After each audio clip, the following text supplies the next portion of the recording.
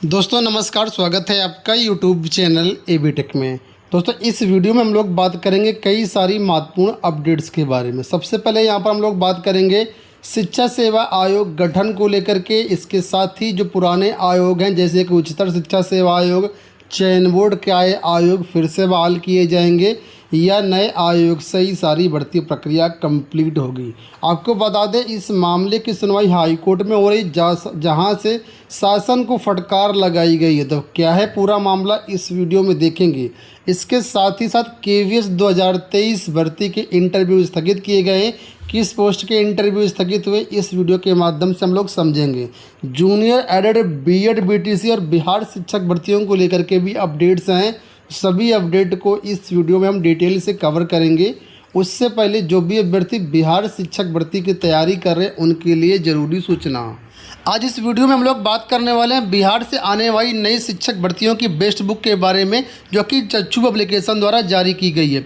आप लोग जानते हैं बिहार में 2 लाख पदों पर नई शिक्षक भर्तियां आनी है और इसके लिए भी हाल ही में नई शिक्षक भर्ती नियमावली जारी की गई है। तो नई शिक्षक भर्ती नियमावली का जो एक्सपेक्टेड पाठ्यक्रम है, जो पैटर्न है, उसके अनुसार यह महत्वपूर्ण गाइड बुक है।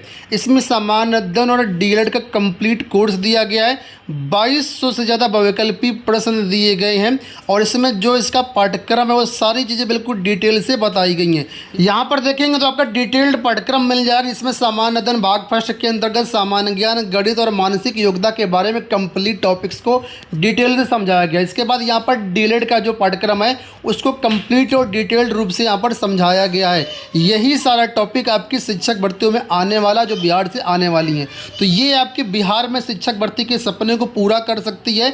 बेहतरीन बुक, आप लोग इसको परचेज कर सकते हैं। इस बुक में जो भी चैप्टर्स हैं उनको बहुत डिटेल से समझाया गया। इसके बाद स्मार्टी पॉइंट्स हाईलाइटेड करके दिए गए। इसके बाद देखें तो प्रैक्टिस क्वेश्चन भी यहाँ पर आपको मिल जाएंगे, आंसर शीट वगैरह भी प्रॉपर दी गई है। तो सभी बुक आपको नज़दीकी बुक स्टॉल और online site Amazon, Flipkart, Snapdeal पर मिल जाएंगी। लिंक वीडियो के डिस्क्रिप्शन बॉक्स में दिए गए, एक बार चेकआउट जरूर कर लेना। वीडियो में हम लोग बढ़ते हैं आगे और सबसे पहले यहाँ पर बात कर लेते हैं केवीएस को लेकर के। तो यहाँ पर आप लोग देख सकते हैं 28 अप्रैल की डेट में केवीएस की तरफ से नोटिस जारी की गई। उस नोटिस के माध्यम से केवीएस इंटरव्यू स्थगित कर दिए गए हैं।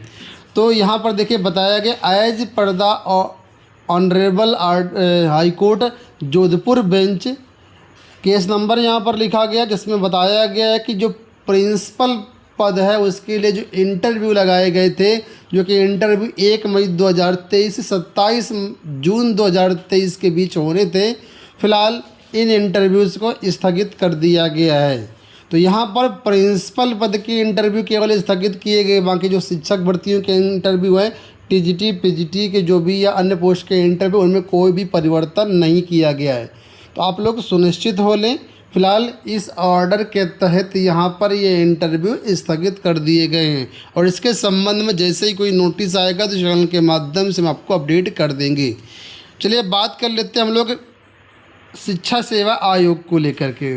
आप लोग जानते हैं उत्तर प्रदेश माध्यमिक शिक्षा सेवा चयन बोर्ड में ना तो सदस्य हैं ना ही अध्यक्ष साहब हैं, और इसी तरीके से उच्चतर शिक्षा सेवा आयोग में अध्यक्ष वहाँ पर भी रिटायरमेंट है। हालांकि वहाँ पर 2 जो है वो सदस्य के पद अभी भी चल रही हैं।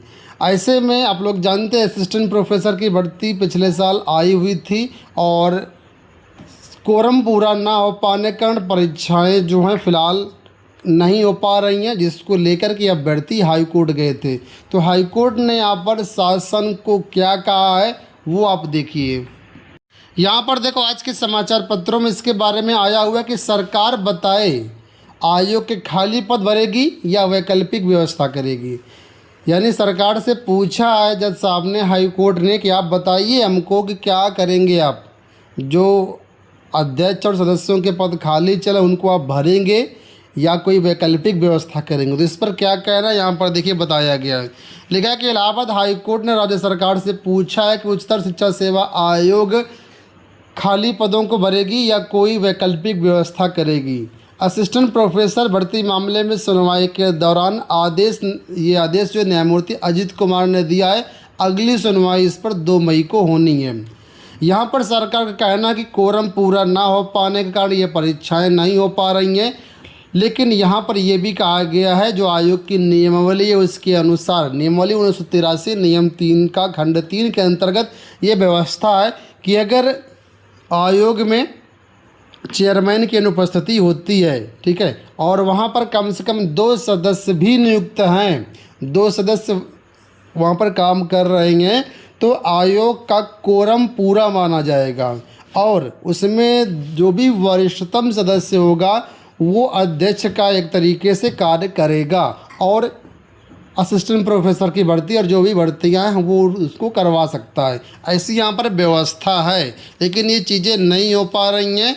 तो ऐसे में अब सरकार को बताना है, हलफनामा दाखिल करना कि आखिर सरकार क्या करेगी।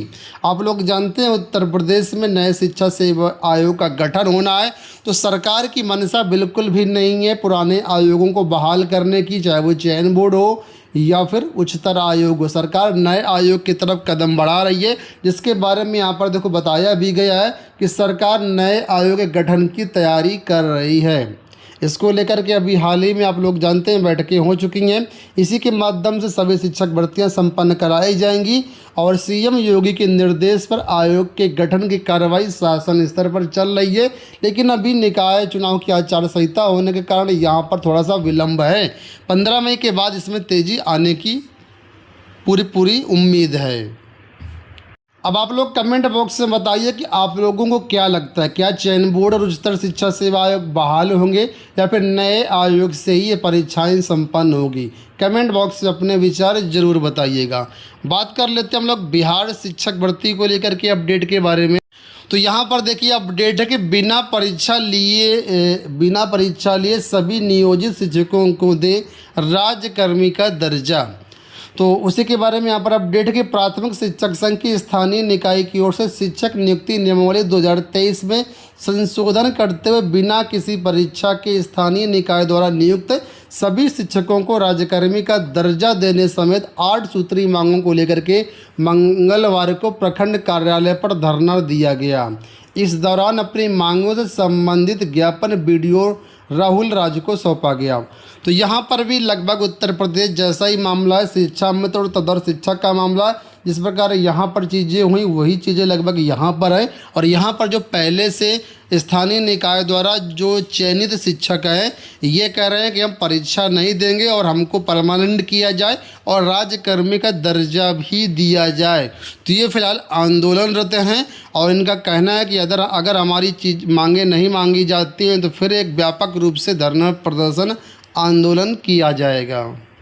बात कर लेते हैं जूनियर एडेड शिक्षक भर्ती को लेकर के। तो आप लोग जानते हैं कि प्रतियोगी छात्र प्रतिनिधि मंडल के जो मुख्य अभ्यर्थी हैं शीतला प्रसाद ओझा जी, उनकी तरफ से जूनियर एडेड शिक्षक भर्ती परीक्षा को रद्द कराने की मांग की जा रही और इसकी पुनः परीक्षा कराए जाने की मांग की जा रही। इसको लेकर के इनकी तरफ से जल्द ही क्रमिक अनशन होने वाला है, जिसके संबंध में यहाँ पर प्रेस विज्ञप्ति जारी की गई है, जिसमें बताया गया है कि जूनियर एडेड शिक्षक भर्ती की टकटकी लगाए उत्तर प्रदेश के तमाम शिक्षक भर्ती से पीड़ित अभ्यर्थी जिनका इनवैलिड रिजल्ट कर दिया गया है, ठीक है, और जिनको लगता है भर्ती में भ्रष्टाचार हुआ है, तो 16 मई के बाद क्रमिक अनशन के लिए आप लोग तैयार रहिए। इस भर्ती को रद्द करवा करके पुनः परीक्षा की मांग तेज की जाएगी।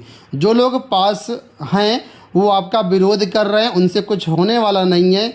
ये भर्ती लगभग 3 साल से माननीय न्यायालय में विचाराधीन है और अभ्यर्थी न्यायालय की चौखट पर सिर पटक रही हैं और अपने हक और अधिकार के लिए आपको आना होगा। आपको अपने तरीके से क्रमिक अनशन करना होगा, जैसे आप कहोगे वैसे। किसी भी सहयोग किसी को कुछ आपको देना नहीं है, यानी किसी तरीके पैसे वैसे की यहाँ पर बात नहीं की गई है, मतलब पैसा ऐसा किसी को नहीं देना है, ठीक है, ना ही किसी से पैसा लिया जाएगा। आपको अपने हक के लिए आना होगा, ऐसी बातें यहाँ पर की गई हैं। और जैसे ही ये चुनाव की आचार संहिता खत्म होती है उसके बाद क्रमिक अनशन किया जाएगा। और इसमें यहाँ पर आप लोग दे सकते हैं प्रिया यादव प्रदेश अध्यक्ष जूनियर एडेड शिक्षक भर्ती, प्रदेश उपाध्यक्ष अनंत पांडे, मीडिया प्रभारी कविता देवी और इनकी तरफ से शीतला प्रसाद ओझा जी की तरफ से ये जो चीज़ें हैं आने वाले टाइम पर होंगी।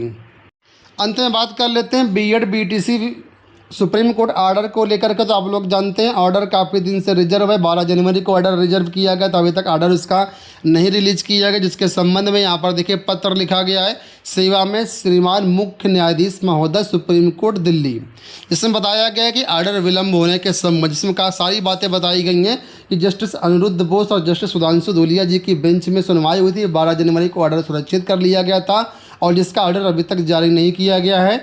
इस ऑर्डर के कारण देश भर में प्राथमिक शिक्षकों की बढ़ती प्रक्रियाएं बाधित हो रही हैं। प्राथमिक शिक्षा बच्चों की नींव होती है, जिसके निर्माण में प्राथमिक शिक्षकों की बहुत ही महत्वपूर्ण भूमिका होती है। ऑर्डर में देरी होने के कारण देश के कई राज्यों में प्राथमिक शिक्षकों की नियुक्तियां अटकी हुई हैं। अतः अविलंब यहाँ पर ऑर्डर जारी किया जाए, जिससे करोड़ों बच्चों की प्राथमिक स्तर की आधारभूत शिक्षा जो प्रभावित हो रहे हैं उसको बचाया जा सके। तो कुल मिलाकर के ये पत्र लिखा गया है, गुहार लगाई गई है कि जल्द से जल्द ऑर्डर जो है जारी किया जाए। तो दोस्तों ये हो गई आज की सारी अपडेट। उम्मीद करते हैं वीडियो पसंद आया होगा। इसी तरह की अपडेट पाने के लिए चैनल को सब्सक्राइब जरूर कर लेना।